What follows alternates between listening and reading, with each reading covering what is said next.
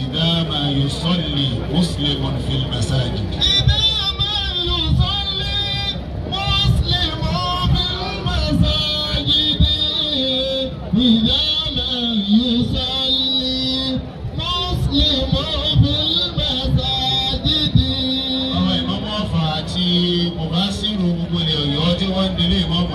wọ́n kí gbogbo ẹni tí ń jẹ́ àfáà lórí ìdòkó yìí. Báwa ìlú lè máa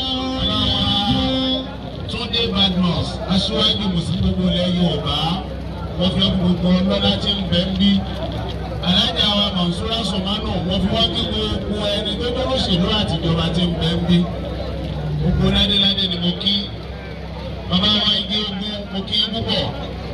Mo wá kí bàbá wa Aláàfin. Bàbá wa Kábíyèsí Ọba Abdulhakeem Abímbọ́lá Ọ̀wọ́adé Ẹlẹ́wọ̀ẹ́tì. Síbẹ̀ orí pé èmi ọ̀bá má sí ní òkú yìí. Bàbá ìmọ̀mọ́ ọ̀fà lónìí tá à ń sọ̀rọ̀ yìí. Mò ń ṣe wà ní bàbá àwọn ọmọ ilé kí òun mi lọ́wọ́ báyìí bá ṣe jókòó yìí. Mo pa wà ní màtí ni mò ń bọ̀ bí. Torí pé ẹ̀sọ́ pátá àfẹ́ pè mí. Wọ́n wá sọ pé gbogbo ìkọ́nùkú ọba kan ó tó bí ọ̀sẹ̀ méjì sẹ́yìn. Wọ́n ní ọba ń pè olóòdìfá. Ọba wa kọ̀rẹ́ ti pé rárá o, gbogbo ọba kan o. Ibi wọn ní Aláàfin pè ọ́ òǹdífá. Ọba ló kọ̀rẹ́ ti mi bẹ́ẹ̀. Tàbí ọkùnrin ọba wá dábàá mí ni kò ní bẹ́ẹ̀. Èyí tí máa bá lò pé ọba ń pè ọ́ olóòdìfá. Ọba àdúgbò mo kò gbé wájú wa ní rárá o, gbogbo ọba kan o. Wípé bí wọ́n ti máa wí gan ni pé Aláàfin pè ọ́ olóòdìfá. Bí wọ́n bá wá ń fọre, Aláàfin ọ̀fọ́rẹ́ kọ́.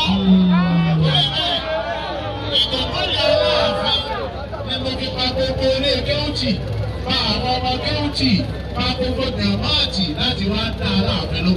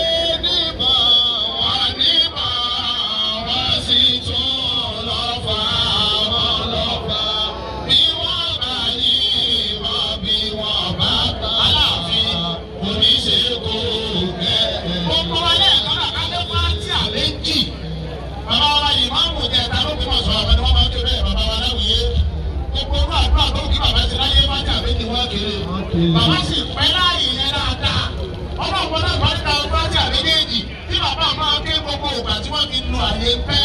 Pátá méjèèjì kò ní iná.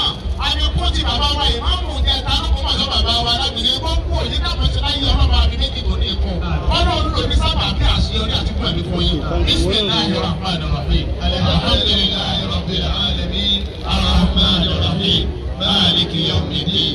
Iyyaka na'budu wa iyyaka nasta'in. اهدنا الصراط المستقيم صراط الذين أنعمت عليهم غير المغضوب عليهم ولا الضالين. بسم الله الرحمن الرحيم. الحمد لله رب العالمين. الرحمن الرحيم. مالك يوم الدين. إياك نعبد وإياك نستعين. اهدنا الصراط المستقيم صراط الذين أنعمت عليهم غير المغضوب عليهم ولا الضالين. آمين.